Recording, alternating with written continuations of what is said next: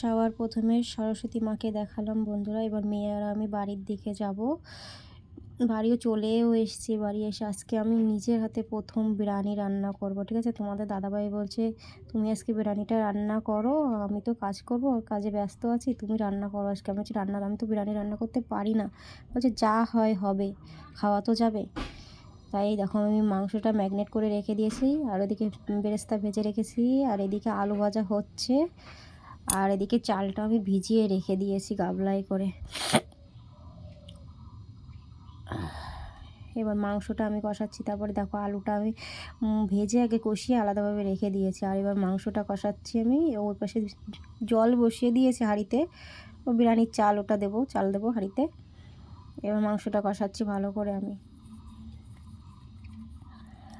মাংসটা কষানো হয়ে যাওয়ার পর এবার নিচে সব কিছু আমি নামিয়ে নিয়েছি। এবার আমি দেখো ভাতটা হয়ে গেছে, ভাতটা হয়ে বড় গাবলায় ঢেলে রেখেছি। ওই যে মাংসটা পাশে নিয়ে নিয়েছি, আর সব কিছু এখানে পদ্ধতিগুলো আছে। এবার এই হাঁড়িতে করে আমি দমে বসাবো, দমে বসিয়েও দিয়েছি। এবার রান্না হয়েছে, সবাইকে খেতেও দিয়ে দিয়েছি। এবার বলছি বলো তো কেমন হয়েছে। সবাই আমাকে ব্যঙ্গ করছে, হাসছে। তোমার দাদাভাই বলছে ভালো হয়নি। তারপর আমি বলছি যা হয়েছে হয়েছে, প্রথম তো ট্রাই তো করলাম।